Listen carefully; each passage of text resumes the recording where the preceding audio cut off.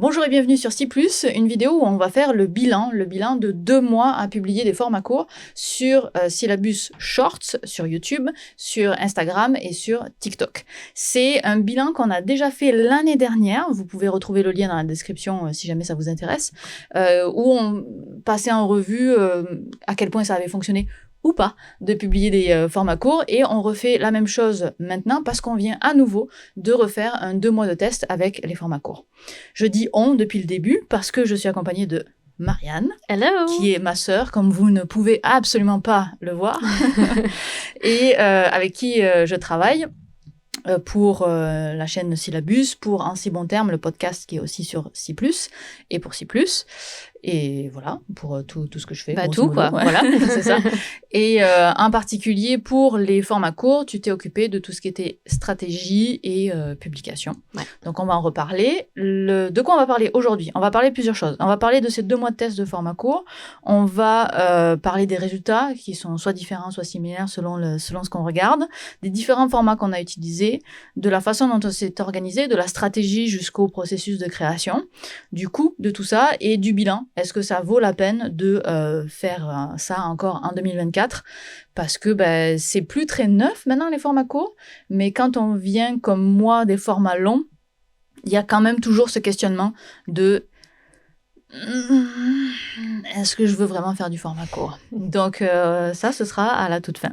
On commence par présenter un petit peu ce que c'était les formats, la différence, les stratégies qu'on a employées.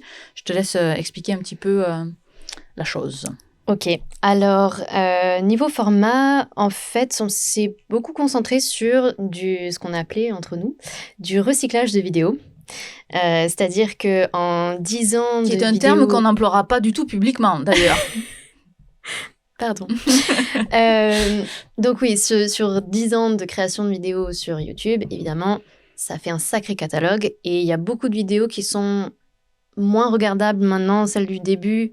Bon, il y a 10 ans, c'était pas le même style, c'était pas les mêmes capacités de storytelling, de tournage, etc. Je les laisse pour la nostalgie et pour montrer qu'on commence de quelque part.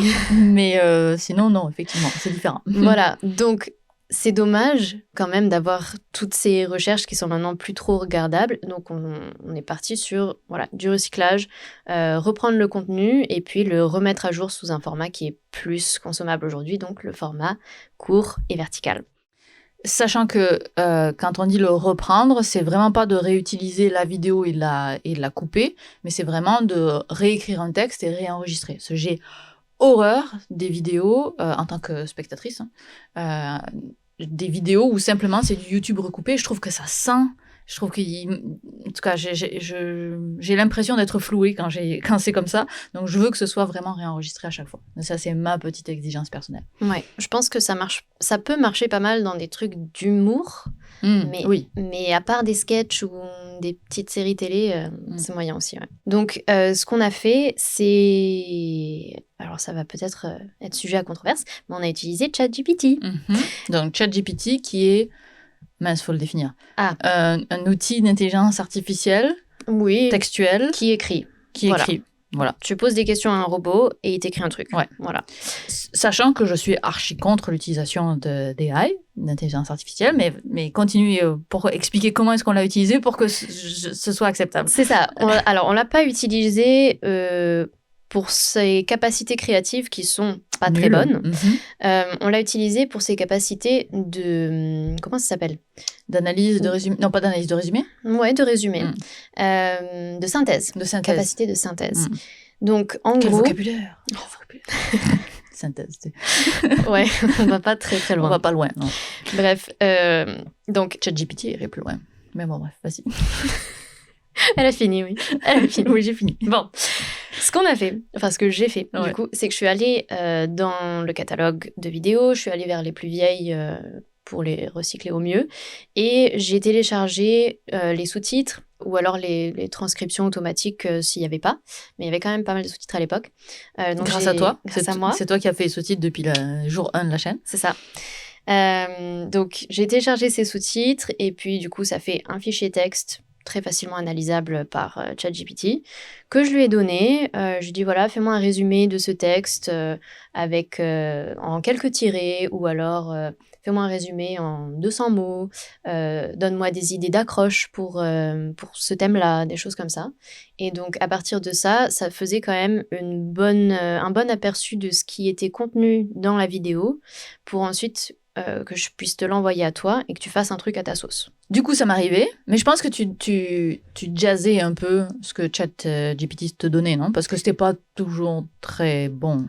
Oui, non, c'est pas très bon. Ok. C'est pas très bon, c'est pas créatif, il ne peut te donner que ce que tu lui donnes de base.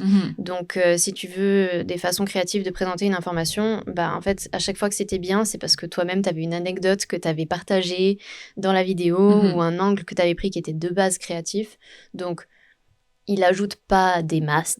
Donc, effectivement, de temps en temps, j'ajoutais un petit truc un peu plus humain, une petite touche humaine, quoi. Mais c'est ça, parce que en fait, la raison pour laquelle on est allé faire ça, c'est qu'on est dans une recherche absolue de gain de temps, notamment de mon temps, parce que au moment où on a commencé, j'étais dans les derniers mois avant de partir en congé maternité. Et d'ailleurs, je suis en congé maternité en ce moment, au moment où on enregistre. Et drôle de congé. Et donc, on cherchait à minimiser le temps que moi, ça allait me prendre. Et donc, de m'éviter de regarder un 15 minutes de vidéo et d'avoir directement comme un petit résumé que je me remémore de quoi parlait la vidéo.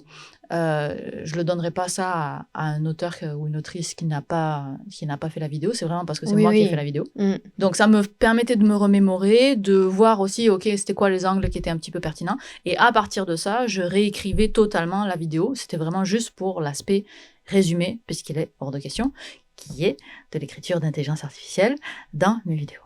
De toute façon, ça se retranscrirait immédiatement. Tout de suite. Enfin, je veux dire, quand on voit ce qu'il écrit, bateau. Oui, c'est ça. Voilà. Donc, une fois que tu m'avais donné le texte, je réécrivais moi pour que ce soit à ma sauce, pour que ça sera un minimum intéressant. Et après, j'avais tourné, donc dans mon studio. On a fait 2 types de tournages, les tournages avec la belle caméra comme on enregistre en ce moment, et les tournages avec le téléphone. Et tout simplement parce qu'avec le téléphone, c'est plus rapide à mettre en place, je mets même pas de micro. C'est dire, il y a quelques années, j'aurais mis un micro, mais là, le téléphone est rendu assez performant pour pas en avoir besoin. Tandis qu'avec la caméra, c'est sûr qu'il y a un micro séparé, il faut que je tourne la caméra, etc., etc. C'est toujours un petit peu plus de travail d'avoir la belle caméra que d'avoir le téléphone. Puis après, tu dois transférer les fichiers. Après, je dois transférer les fichiers, tandis que là, je t'envoie un lien, tu as directement le fichier. Enfin, c'est 1000 fois plus facile avec le téléphone. Et il y avait ce questionnement de nous, quand on regarde les shorts, nous-mêmes, évidemment qu'on préfère celui qui a été tourné par la caméra. Nous deux, on le préfère. Mais ça fait aucune différence dans les stats, hein, c'est ça? Non, c'est vraiment pas significatif. Il y a des vidéos qui ont très bien performé, d'autres qui n'ont pas bien performé, que ce soit filmé téléphone ou filmé belle caméra. Je suis deg. J'aurais bien voulu que ça performe mieux niveau caméra pour te dire, bon, Viviane, allez, fais l'effort, mais il n'y a pas vraiment besoin. Hein. Il n'y a pas besoin. Donc là, aujourd'hui, donc je donne beaucoup de formations auprès des chercheurs pour qu'ils fassent des vidéos de leur recherche. Et c'est dur d'aller recommander une grosse caméra, quoi. Le téléphone, ça marche, quoi. C'est suffisant. C'est suffisant. Bon, il ne faut pas un téléphone le plus bas de gamme qui soit non plus, mais c'est largement suffisant. Et donc, je tournais, je t'envoyais les fichiers, et là, toi, qu'est-ce que tu faisais? Eh ben, je faisais le montage. Je sais pas à quel niveau de granularité on veut rentrer dans le montage. En vrai, c'est un montage très simple pour du syllabus. Par préférence de ta part, il me semble. Aussi parce que, comme tu es quelqu'un de très charismatique face caméra et que tu mets beaucoup de jeux, c'est pas pour faire... mais c'est juste factuel. Du coup, tu es engageante juste à te regarder et il y a d'autres personnes qui auraient besoin d'avoir plus d'éléments visuels juste pour capter un peu plus l'attention. Mais bon, tu as quand même beaucoup l'habitude de la caméra, donc il n'y a pas vraiment besoin de faire plus. Juste, je mets les sous-titres, je les ajuste, voilà, comme d'hab, en fait, et pas de musique. Puis voilà. Puis après, j'exporte et je programme. Pourquoi pas de musique? C'est moi qui t'ai demandé? Je me souviens plus. Pas de musique. Ah oui, c'était trop long, je pense. En fait, alors, il y a plein de problématiques avec la musique. C'est quelque chose dont on n'a pas vraiment parlé ensemble, mais moi, je sais pourquoi j'en mets pas. Ok. Si on veut mettre de la bonne musique sans copyright, donc avec les outils que tu as toi, il faut que je cherche longtemps dans la bibliothèque de musique pour trouver une musique appropriée. Aussi, qui soit pas trop dégueulasse pour revenir, passer de la fin au début. Pour boucler, ouais. Il y a quand même l'avantage d'utiliser des musiques qui sont en tendance sur les réseaux sociaux, mais il y a un petit problème que j'ai vu pas mal de créateurs et créatrices rencontrer, c'est qu'il y a certains pays qui n'ont pas les mêmes droits en musique, et donc tout leur audio peut être coupé. Pas juste la musique, mais ça peut être aussi la parole. Donc, quitte à prendre des risques, voilà. Ah ouais, ok. Et en plus, comme là, ça vient de changer, mais t'étais pas en France. Donc, l'essentiel du public est en France. Toi, t'étais pas en France. Moi, je suis pas en France. Donc, ça veut dire que ce qui était trending chez moi ou chez toi, c'est pas ce qui est trending en France, là où Syllabus, finalement, a des chances d'être vu. C'est ça. Donc, on avait aussi peut-être cette problématique-là. Ouais, c'est vrai. Mais pour moi, la musique, de toute façon, on la mettait pas pour des raisons de temps, parce que pour avoir fait le montage pendant plusieurs années, je sais à quel point c'est long de chercher une musique appropriée. Donc, ne pas avoir de musique, c'est facile. C'est beaucoup plus facile. Justement, à propos du montage, j'ai vu plusieurs fois où on a fait des boucles. Oui. Et ça a été apprécié. J'ai vu passer 2-3 commentaires qui disaient que les gens appréciaient de faire des boucles. Donc, est-ce que tu peux redéfinir ce que c'est une boucle? Oui. Alors, une boucle, c'est quand la phrase de la fin de la vidéo reprend exactement, très naturellement, la phrase du début de la vidéo. Et les gens, ce qu'ils ont bien apprécié, c'est notre petite astuce. C'est que, en fait, je prenais la phrase que tu tournais à la fin, je la coupais, puis je mettais la fin de cette phrase-là au début de mon montage, plutôt que de te... Donc comme ça, c'est parfaitement raccord, plutôt que de tourner la phrase 2 fois, puis que ce soit... qu'il y ait un tout petit décalage. Donc, voilà. Non, mais les loops, les boucles que tu as faites là, elles étaient vraiment... Ah, elles étaient chouettes. Elles marchaient bien. Mais c'est parce que j'avais vraiment écrit sur... en le pensant. Parce que tu peux pas faire une loop sans y avoir pensé avant, quoi. Enfin, c'est super dur. Et ça vient du fait que j'avais été embauchée par une compagnie pour un contrat qui m'avait demandé de faire des shorts. Et puis, moi, je trouvais ça un peu aberrant qu'on me demande de travailler à écrire des shorts. Enfin, je trouvais que c'était pas assez de travail. J'ai juste 3 phrases à écrire pour faire un short et tu me demandes de travailler pour 3 phrases. Donc, je me sentais pas bien à faire ce contrat-là. Et du coup, je me suis dit, bon, je vais jazzer au moins un petit peu mes 3 phrases. Et puis, je vais faire ces 3 phrases-là, qu'elles soient vraiment intéressantes, qu'il y ait vraiment un visuel adapté et que ça boucle, comme ça va être un petit peu cool. Et donc, quand j'ai écrit ces shorts-là, c'est format court, je ne sais plus si c'était sur YouTube Shorts ou ailleurs, j'ai trouvé ça tellement satisfaisant. J'ai jamais vu le produit fini, by the way. Ah ouais? Non, je sais pas à quoi ça ressemble. Mais j'ai trouvé ça tellement satisfaisant que je me suis dit, ok, c'est bon. Et donc, c'est pour ça que j'ai intégré beaucoup plus de boucles aussi dans les formats courts. Il paraît que c'est ringard. Ah, déjà? Oui. Putain, ça va vite. Moi, je te donne les informations qu'on m'a répétées. Il paraît que c'est ringard, mais aussi ça peut dépendre de la plateforme. Parce que c'est genre des experts TikTok qui disent ça. Des experts TikTok, j'adore ce titre. Bah quoi, c'est vrai? Ouais, c'est très beau. Bah oui, ça existe, mais c'est ça qui est fou. On est dans un monde où il y a des experts TikTok, c'est quand même malade. Ouais, mais du coup, expert TikTok ne veut pas dire expert Reels, ne veut pas dire expert Shorts, parce que vraiment, il y a de plus en plus de différenciation, je pense, dans les plateformes. Tout à fait.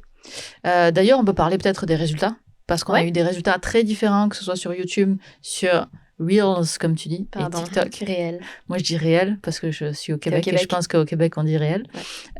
Donc, excusez-moi, public français, Reels. Non, mais je sais pas. Hein. Non, si, je me suis fait gronder parce que je disais réel. Ah oui? Ouais.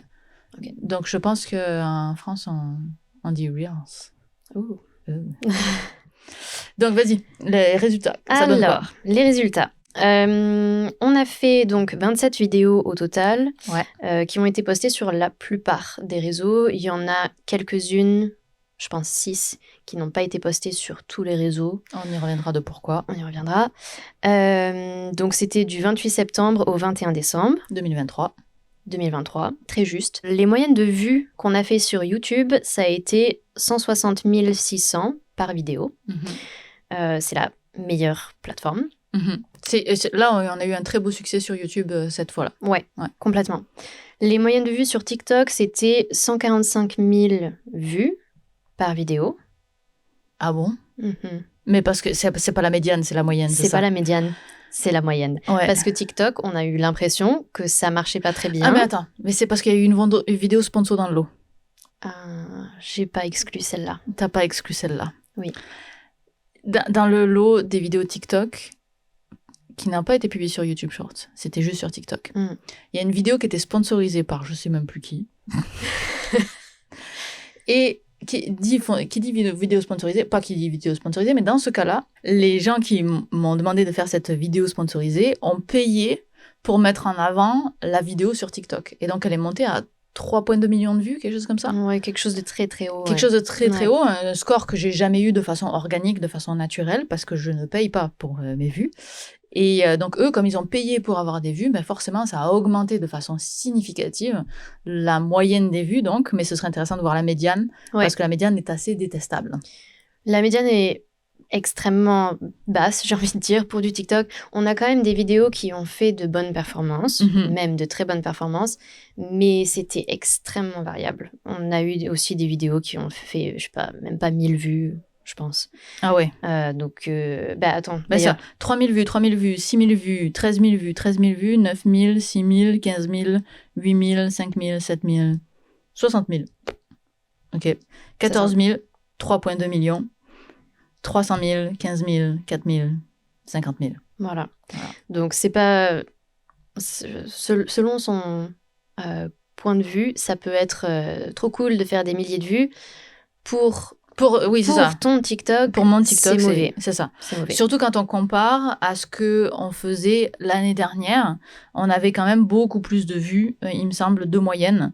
Dans la série, c'est ça, on avait du 500 000 vues, du 200 000 vues, du 1,7 million. Sans acheter les vues, du 100 000, etc. Donc, il y a une maudite différence entre la fois d'avant sur TikTok et cette fois-ci où on est vraiment à du 5 chiffres dans les vues alors qu'on était à du 6 chiffres dans les vues l'année dernière. Ouais, exactement. L'année dernière sur TikTok, la moyenne, c'était plus de 500 000 vues par vidéo. C'est ça. C'est la moyenne. C'est la moyenne. C'est toujours la moyenne, mais on n'avait pas sans achat de vues. Sans achat, exactement. Donc quand même, grosse différence. Niveau performance de vidéo, c'est pas du tout les mêmes vidéos qui ont bien performé sur un média que sur un autre. Enfin si, la meilleure performance sur TikTok et YouTube, c'est la même. Okay. C'est la vidéo sur le guépard. Ah oui, ouais. Je sais pas pourquoi. Et je me suis fait engueuler dans les commentaires sur cette vidéo. Pourquoi ? Parce que je parlais d'une vitesse relative par rapport proportionnelle à la taille, qui est, selon moi, beaucoup plus réaliste qu'une vitesse absolue. Mais soit. Et donc, je me suis fait engueuler. Engueuler. Oui, bon, il y a des gens qui ont commenté. Ça, les commentaires, on avait beaucoup parlé des commentaires la dernière fois qu'on avait fait le bilan. Je vais pas en parler cette fois-ci parce que je n'ai quasiment pas regardé des commentaires. Des fois, je les ai vus juste parce que j'ouvrais mon application puis je les voyais. Ouais. Mais je ne suis jamais allée voir les commentaires sur YouTube et sur TikTok. En fait, sur aucun des réseaux. Je suis jamais allée les voir de façon volontaire parce que je sais ce que ça... Voilà. Je sais que c'est pas très agréable. Je peux te dire qu'il y a beaucoup moins de commentaires de « Oh, j'arrive pas à croire que tu fasses des formats courts. » tout ça. Les gens sont passés à autre chose maintenant. Donc, voilà. Au moins, il n'y a pas ça. Au moins, il y a moins ça, en tout cas. Ok. Ouais. Tu nous as parlé de la moyenne de TikTok. La moyenne de YouTube, c'était quoi, tu m'as dit ? Alors, la 160 000, moyenne de tu m'as dit la moyenne de vues sur YouTube, c'était 160 600 vues par vidéo. Et sur Insta ? 30 500. 30 000. Mais hyper stable sur Instagram. C'est ça qui est assez intéressant. C'est que sur YouTube, la moyenne, elle représente vraiment la moyenne, mais il y en a des très basses, il y en a des assez élevées. Alors que sur Insta, on a quasiment tout le temps la même chose, quoi. Oui.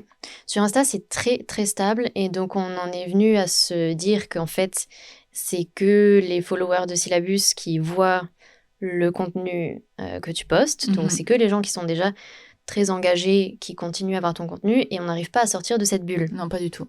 Du coup, pour essayer de sortir de cette bulle, j'ai essayé une petite astuce que j'ai vue sur Internet. Qui n'a vraiment pas fonctionné. C'est quelqu'un qui disait que ça peut être intéressant de poster les réels seulement dans le flux réel et donc de ne pas les inclure sur le profil. Donc si vous connaissez Instagram, vous voyez ce que je veux dire. Si vous connaissez pas, c'est un peu flou, mais bref, en gros, ne pas les mettre en avant, quoi, et juste laisser l'algorithme faire son travail. L'algorithme n'a pas fait son travail. Ou alors, du moins, c'est pas comme ça qu'il fonctionne. Oui, enfin bon, on a quand même posté un réel qui n'a jamais été montré aux followers, quoi. Donc on a testé, je pense, pendant 2 bonnes semaines à poster les vidéos pas sur le fil, enfin c'est pas sur le fil que ça s'appelle, pas sur le profil, mais seulement sur l'algo réel, et ça a été un flop monumental.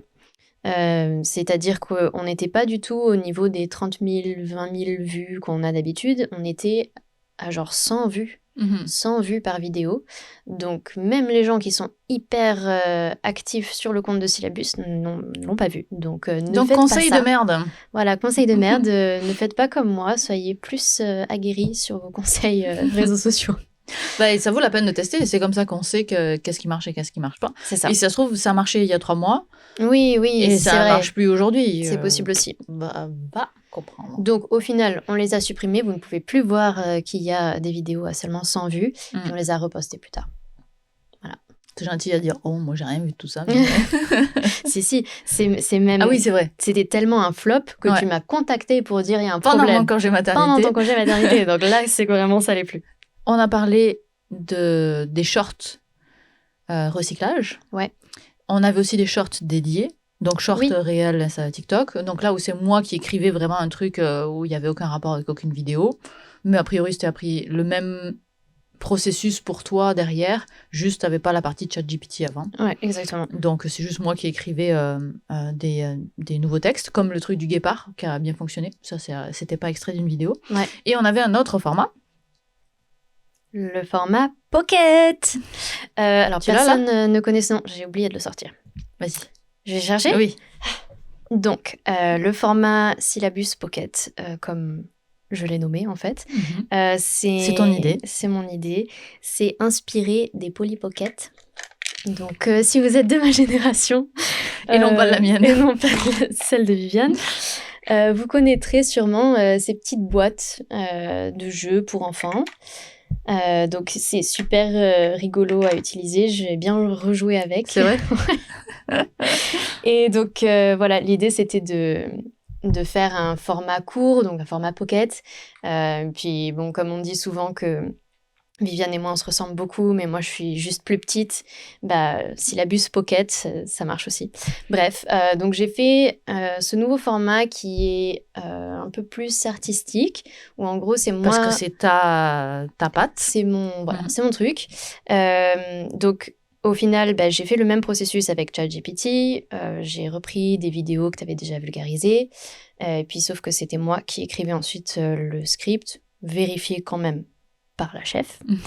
Et puis voilà, après je tournais, montais comme d'habitude.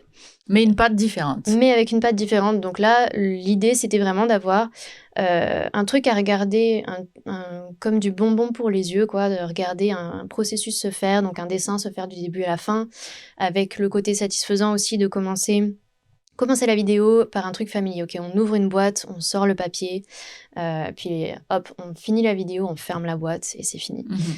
Donc voilà, nouveau format. Et quand on a fait... Donc, pourquoi est-ce qu'on a fait ça? C'est qu'il y avait cette volonté de tester des nouveaux formats. Sachant que moi, je ne me renouvelle pas beaucoup sur les nouveaux formats parce que expliquer les choses, à un moment donné, on explique les choses. Ça ne va pas beaucoup plus loin que ça.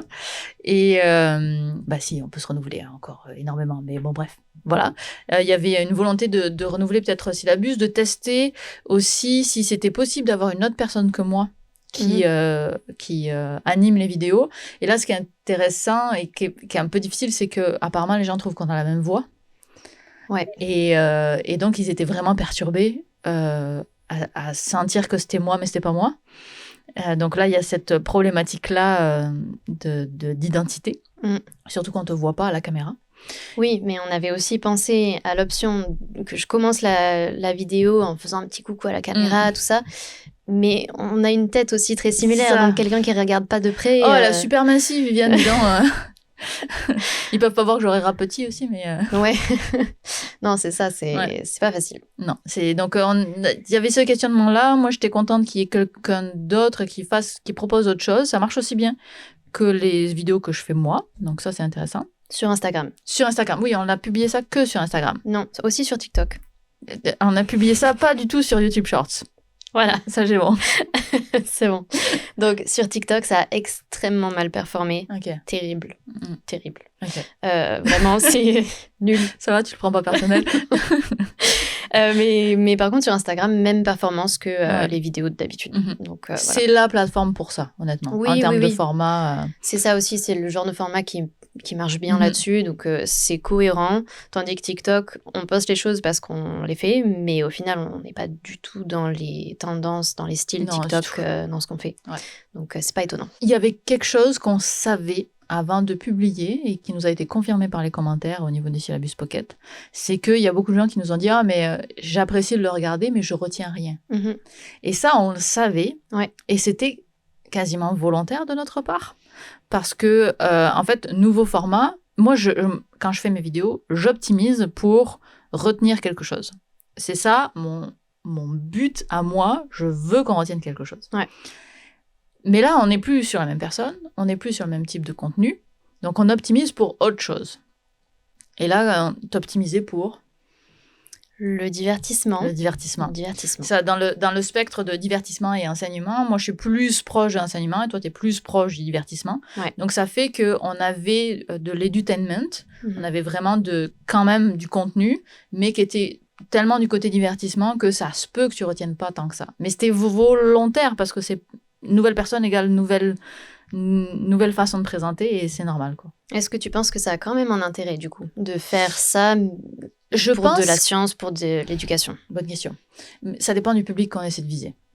Parce que je pense que ça n'a pas d'intérêt pour le public que moi je vise aujourd'hui, qui est un public qui est déjà assez éduqué, déjà assez curieux et qui n'a pas besoin d'être convaincu de l'intérêt des sciences. Je pense que plus tu t'en vas vers le divertissement, plus tu peux convertir un public qui est a priori pas intéressé à un contenu un petit peu plus éducatif, on va dire. Donc, c'est juste qu'on ne s'adresse pas au même public, selon moi. Alors, oui, on va moins retenir, mais ma vidéo où on retient quelque chose, elle ne va pas toucher les gens qui ne sont pas intéressés, quoi. Donc, c'est juste qu'on ouvre la porte à un public qui est différent. Qui est aussi une des raisons pour lesquelles, à la base, j'avais essayé de faire des formats courts. Oui, exactement. Il y avait les abonnés. Ah oui, les abonnés. Parlons des abonnés. Parlons des abonnés. Vas-y. Alors, gros plongeon sur Instagram. Ouais. Gros plongeon. Gros plongeon, voilà. Disons qu'on a perdu. On a perdu des abonnés. C'est la seule plateforme où on a perdu des abonnés. C'est ça, les vues sont complètement constantes, mais les abonnés ont baissé. Ouais. Et... De 3000, je pense, depuis qu'on a commencé. Quelque chose comme ça. Et c'est quand même conséquent, quoi. Par contre, sur YouTube, ça a apporté des abonnés. Tu as gagné 6222 abonnés sur la période. Et juste via les shorts. Donc ça compte pas les gens qui viennent voir un short, puis qui ouvrent la chaîne, puis qui s'abonnent depuis la chaîne, je pense. Ça, je sais pas. Je sais pas comment ils le comptent, parce que peut-être qu'ils comptent le premier... Ah, peut-être. La première introduction. Ouais, je sais pas. Ouais. Ça, j'ai pas l'info. Mais du coup, t'as gagné plus de 6000 abonnés. Ce qui est moitié moins que l'année dernière. Ouais, mais... ça compte que sur la période de publication, parce que le truc qui est cool sur YouTube, c'est que les shorts, ils continuent à être vus sur la durée, donc ça continue forcément à t'apporter des abonnés, même si on a arrêté de poster pour le moment. Donc, pas mal. Par contre, puis sur YouTube, TikTok, ça continue de le faire vivre. Ça amène plus de vues quand même. Donc, ce qui était aussi de l'intérêt pendant mon congé maternité, c'était d'avoir que la chaîne sur YouTube vive encore un petit peu, quoi. Qu'elle soit active. Ouais. Sur TikTok, on a gagné 635 abonnés. Ouh là là. Waouh. L'année dernière, on avait gagné 80 000 abonnés, quelque chose comme ça. Quelque chose comme ça, ouais. Vous pourrez regarder la vidéo bilan de l'année dernière pour vraiment comparer. Mais incomparable, du coup. Ce qui est logique avec les 6000 vues qu'on faisait. Ça marche plus du tout. Donc, ça marche plus du tout. Là, il y a vraiment une remise en question à faire, quel est le format qu'il faut faire sur TikTok pour que ça marche. Si on veut que ça marche, si on veut continuer le réseau, en fait. J'allais dire, en fait, est-ce qu'on a vraiment besoin de se poser la question? Parce que ni toi ni moi, on est vraiment sur TikTok. Ni toi ni moi, on aime vraiment cette plateforme. Donc, à partir du moment où on ne consomme pas le contenu, c'est dur de produire du contenu qui soit pertinent pour cette culture-là, quoi. C'est un petit peu le problème de ces formats courts, c'est qu'il y a une culture de chacune des plateformes, qu'il faut la connaître et qu'elle évolue à une vitesse folle et qu'elle évolue en bulle. Parce que moi, ce que je regarde sur Instagram en format court, en réel, c'est les sujets qui m'intéressent moi. Et donc, et c'est même, en réalité, moi, je n'écoute pas de la science parce que la science, c'est mon travail. Donc, finalement, le soir ou quand je suis tranquille, c'est pas pour réécouter ça. Donc, finalement, on ne sait pas trop comment est-ce que ça évolue, dans quel sens il faudrait aller. Donc, il y a une vraie réflexion et surtout ne jamais rester dans ses acquis sur ce genre de format pour être capable de continuer à progresser. Mais c'est... du coup, c'est un vrai travail de stratégie qui doit être fait et repensé très souvent. Quasiment à tous les mois, je dirais. Quasiment tous les mois, et puis par plateforme si possible. Ouais. Il y a une époque, justement l'année dernière, on pouvait poster la même chose sur les 3 plateformes et on sentait que c'était déjà limite. Ouais. On sentait que d'un pas long, on ne va pas pouvoir poster sur les 3 plateformes comme ça. Ouais. Et là, ça y est, je pense qu'on ne peut plus poster sur les 3 plateformes. C'est terminé.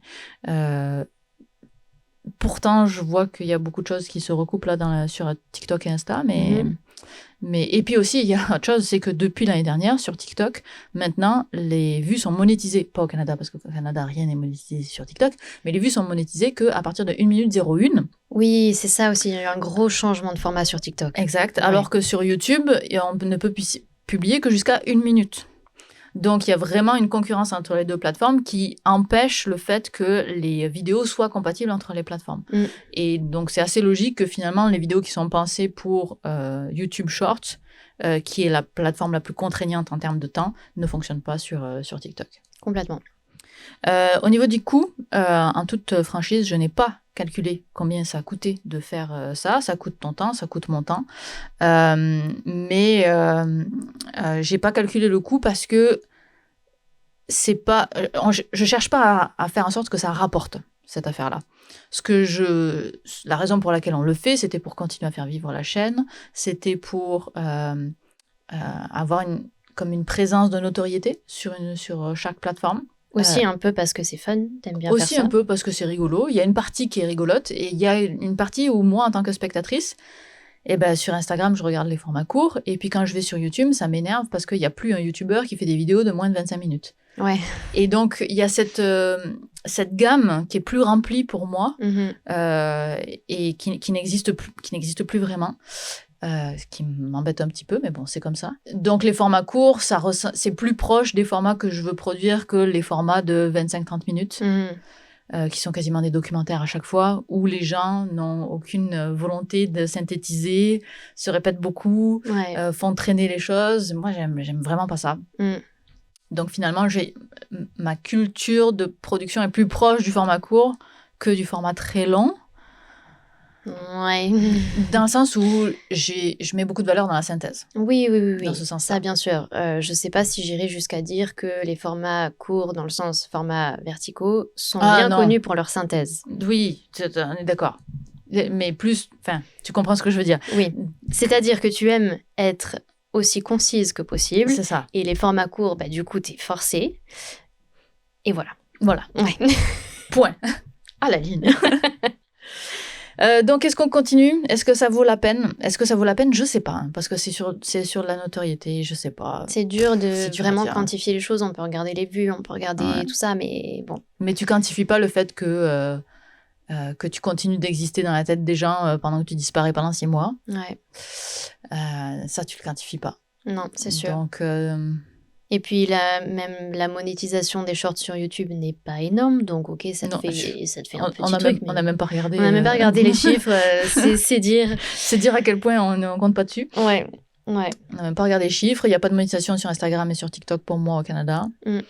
Non, c'est pas pour gagner de l'argent. Il y a les vidéos sponsorisées de shorts qui, elles, Oui. rapportent évidemment vu que c'est sponsorisé. Mais c'est pas un business plan qui m'intéresse vraiment non plus. Donc, en gros, bof. en gros, Mitigé. bof. Ouais, bof. Ouais. Je trouve ça intéressant, je trouve ça rigolo à faire. Je comprends que la culture s'en va de plus en plus vers là. Donc, il y a quand même un train qu'il faut pas louper, j'ai l'impression. Ouais. C'est un peu ça ma conclusion. Eh ben. Voilà. As-tu quelque chose à ajouter? Parce que sinon, on va manger de la poutine. Quelque chose à ajouter. Est-ce que concrètement, je te prépare des shorts pour ce mois-ci ou... I don't know.